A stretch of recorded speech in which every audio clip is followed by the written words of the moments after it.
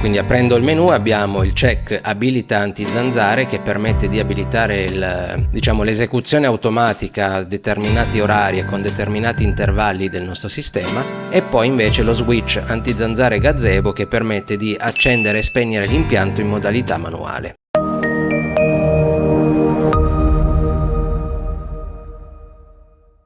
Ciao a tutti e bentornati in Domotics Duino, io sono Marco e in questo video andiamo a vedere come ho configurato il mio impianto anti-zanzare in OpenHub. Partiamo dal fare una carrellata dei prodotti che ho comprato per realizzare questo impianto, ma non faccio assolutamente un tutorial di realizzazione e montaggio perché non sono molto bravo a fare queste cose.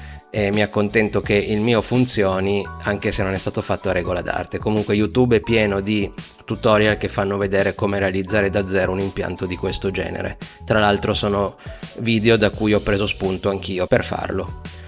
Comunque l'impianto è composto semplicemente da una pompa che permette di recuperare il prodotto repellente da una tanica e inviarlo in pressione verso i nebulizzatori.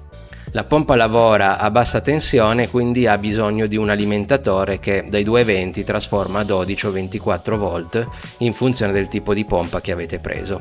Ovviamente bisogna valutare la potenza della pompa in funzione di quanti ugelli ci sono nell'impianto e quanto è lungo il tubo. Quindi, come detto, la pompa ha bisogno di un alimentatore. Io sono andato a cercare un alimentatore 12 volt DC perché avevo preso una pompa di quel genere. Sono andato a comprarne uno di questa tipologia qua. Poi ho comprato ovviamente il tubo piccolo a cui poi si agganciano gli ugelli, che è quello che poi effettivamente permette la nebulizzazione del prodotto. Ho comprato anche il tubo trasparente per permettere il pescaggio del prodotto dalla tanica verso la pompa. È un tubo un pochino più di diametro, un pochino più largo. E poi la parte principale, che sono appunto gli ugelli che permettono la nebulizzazione dell'impianto quando questo va in pressione. Quindi l'assemblaggio di tutti questi componenti produce un impianto come quello che abbiamo visto nel video precedente. Adesso andiamo a vedere la parte per me più interessante, che è la parte di automazione dell'impianto, perché questo impianto in teoria si può attivare semplicemente con un interruttore classico da parete, in modo tale che questo possa alimentare l'alimentatore, quindi la pompa, e mandare in pressione l'impianto. Altrimenti ovviamente la parte interessante del tutto è la possibilità di automatizzare un impianto di questo genere utilizzando o delle semplici prese smart, quindi prese che si possono automatizzare o controllare tramite app in modalità remota senza essere fisicamente sul posto, oppure addirittura andare ad integrarlo in un sistema di home automation come OpenHub, utilizzando dei dispositivi intelligenti che facciano ad esempio da relè. Nel mio caso io ho usato un Sonoff, che è un classico relè wifi che permette, tramite l'aggiornamento del firmware con Tasmota, di essere integrabile tramite protocollo MQTT in qualunque sistema di home automation che sia in grado ovviamente di parlare del protocollo MQTT.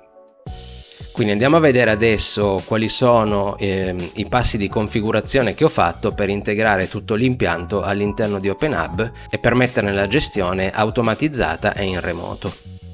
Adesso per prima cosa vi faccio vedere il risultato finale prendendo lo smartphone e andando ad aprire la sitemap in cui ho inserito l'oggetto. Quindi nel blocco principale di Home Automation sono andato ad inserire questa voce di menu anti-zanzare che permette appunto la gestione del nostro sistema. Quindi aprendo il menu abbiamo il check abilita anti-zanzare che permette di abilitare l'esecuzione automatica a determinati orari e con determinati intervalli del nostro sistema, e poi invece lo switch anti-zanzare gazebo che permette di accendere e spegnere l'impianto in modalità manuale. Il funzionamento di questo impianto va ovviamente tarato in funzione delle esigenze dell'ambiente, di quante zanzare sono presenti nell'ambiente, e si basa sul fatto di essere eseguito ad intervalli regolari per un determinato periodo di tempo. Quindi normalmente si parte con una nebulizzazione di 1 minuto continua a intervalli regolari, come ad esempio ogni ora, ogni 45 minuti. Ovviamente bisogna fare delle prove anche in funzione del tipo di repellente che si usa per vedere l'efficacia e se è necessario aumentare o diminuire sia l'intervallo di nebulizzazione che la durata effettiva della nebulizzazione. Bisogna sempre solo stare anche attenti al fatto che la tanica da 10 o 20 litri che sia tende a svuotarsi abbastanza in fretta in base a quanto è grosso l'impianto, a quanto tempo lo si lascia acceso e ovviamente a quante volte lo si manda in esecuzione. Quindi bisogna fare un po' di calcoli, un po' di prove pratiche per capire quanti secondi, quanti minuti di nebulizzazione può durare la tanica che avete a casa. Andiamo adesso a vedere la parte di configurazione del sistema partendo dal nostro Sonoff Dual, che è un Sonoff con il solito firmware Tasmota che uso io, quindi ho customizzato il firmware per permettere l'integrazione tramite MQTT in modalità locale.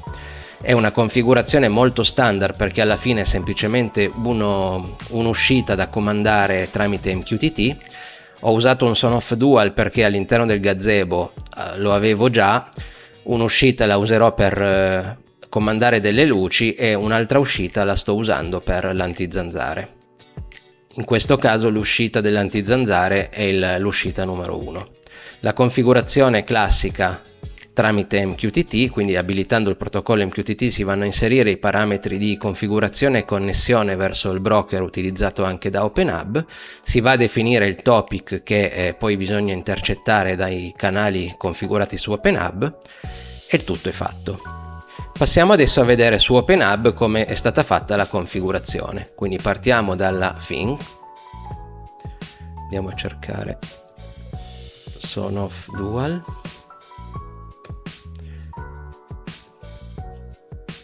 è una things di tipo MQTT generica proprio perché deve agganciare semplicemente un topic su cui ricevere ed inviare i messaggi. Quindi è proprio una classica integrazione MQTT e all'interno sono andato a definire i canali che mi permettono di gestire il Sonoff.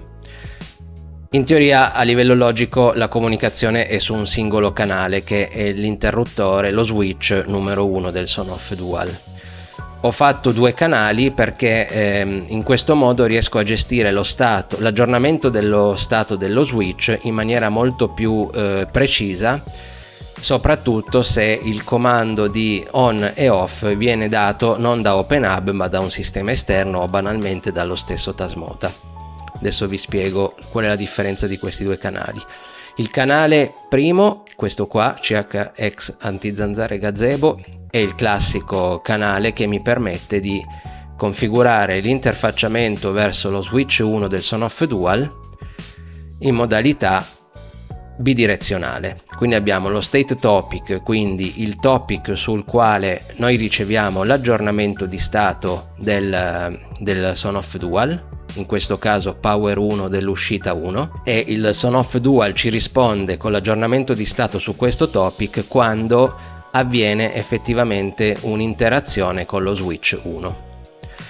Il command topic usa praticamente lo stesso topic, a parte che non ha la parolina chiave stat ma la parolina cmnd che fa capire a Tasmota che sta arrivando un comando, sempre sull'uscita numero 1, e questo è il topic sul quale OpenHub va a scrivere i comandi on e off, quindi per attivare e disattivare il relè. Il resto è tutto standard in quanto l'integrazione non ha bisogno di ulteriori configurazioni particolari. Quindi questo switch, questo canale mi permette di interagire con lo switch sia inviando i comandi sia ricevendo le informazioni di cambiamento di stato. Il secondo canale, che ho chiamato status, è un canale di sola lettura, quindi ho definito solo lo state topic, cioè il topic sul quale posso ricevere gli aggiornamenti di stato, ed è un topic diverso perché si basa sulla parolina chiave tele. Questo perché il Sonoff a intervalli regolari invia lo stato del dispositivo indipendentemente se c'è stato o meno un cambiamento. Quindi in questo modo io ogni tot secondi, minuti, in base a come è stato configurato sul Sonoff tramite Tasmota, ricevo le informazioni dello stato dello switch. Su questo topic il Sonoff Dual, quindi Tasmota, mi invia un pacchetto JSON, Quindi io devo usare una JSON transformation per andare ad identificare qual è l'informazione che mi interessa, quindi in questo caso il dollaro, quindi la radice del JSON, e vado a cercare la proprietà power 1. Qui avrò on o off in funzione dello stato presente in quel momento sullo switch. Quindi io tramite questi due canali riesco ad ottenere le informazioni di aggiornamento dello switch, sia se c'è stata interazione sia se non c'è stata interazione. Questo mi permette di, nel caso OpenHub per qualche motivo non riceva un'informazione di cambiamento di stato inviato ad esempio da un aggiornamento dello switch fatto da Tasmota, sicuramente nel successivo invio del teleperiod di Tasmota noi otteniamo lo stato aggiornato e quindi andiamo ad aggiornare di conseguenza gli item agganciati. A valle di questa configurazione ovviamente abbiamo il link con gli item. Come vedete entrambi i canali hanno lo stesso item agganciato. In questo modo questo item si può aggiornare tramite l'aggiornamento di entrambi i canali, però può anche inviare informazioni tramite il canale numero 1. Quindi andiamo a vedere velocemente la definizione di questo item. A parte il semantic model, quindi tutta la alberatura di location in cui è inserito il nostro item, vediamo che è un item ovviamente di tipo switch, ha i suoi metadata di persistenza e di interazione con gli assistenti vocali. Come vedete da qua si vede che è agganciato a due canali diversi, e se andiamo a vedere la configurazione YAML otteniamo tutte le informazioni che ci servono. Quindi è banalmente un item di tipo switch agganciato a un channel di tipo MQTT, quindi nulla di nuovo rispetto a tutte le altre integrazioni fatte con i Sonoff, come ad esempio per gestire le luci. Ci manca ancora da vedere come ho gestito l'abilitazione dell'esecuzione automatica, quindi il primo switch dei due che abbiamo visto nella sitemap. Quindi andiamo a cercare negli item anti-zanzare, abilita anti-zanzare, che è uno switch non agganciato a nessun canale che permette appunto una semplice abilitazione o disabilitazione di una certa regola. Quindi il cuore dell'automazione è definito all'interno delle regole. Quindi andiamo a cercare le nostre regole, cerchiamo anti-zanzare e abbiamo anti-zanzare on e anti-zanzare off. Quindi l'anti-zanzare on è una regola che a determinati orari, quindi in questo caso ogni giorno alle 19:30 e ogni giorno alle 20:30, manda il comando on al nostro switch dell'antizanzare, ma questa regola viene eseguita solo se abilita antizanzare e on. In questo modo la regola è sempre attiva, però viene eseguita solo se quello switch è posizionato su on. Quindi possiamo decidere noi tramite sitemap se oggi ad esempio vogliamo gestire una nebulizzazione oppure no. Stessa cosa per l'antizanzare off, che ha lo spegnimento un minuto dopo l'avvio, manda il comando off all'antizanzare gazebo, quindi al nostro item, e in questo caso ho evitato di mettere la condizione che lo switch di abilitazione sia attivo, quindi questa regola viene praticamente eseguita tutti i giorni, ma il comando, se quello switch non è attivo, è sicuramente a off, a meno che non lo sto eseguendo manualmente. Quindi questo l'ho messo giusto per sicurezza, così se per caso parte per qualche motivo comunque si ferma, un minuto dopo si ferma. Bene, per questo video possiamo fermarci qua. Quindi abbiamo visto un pochino in maniera veloce e generica come andare ad automatizzare un sistema di nebulizzazione per un impianto anti-zanzare. Abbiamo visto l'integrazione con OpenHub tramite protocollo MQTT di un Sonoff che è gestito dal firmware Tasmota, e come è possibile poi andare ad automatizzare l'accensione e lo spegnimento dell'impianto, il tutto vincolato a uno switch di abilitazione gestito dall'utente. Bene, speriamo che questo sistema riesca a funzionare in maniera decente, perché ultimamente stare in giardino in determinati orari è diventata veramente una cosa impossibile.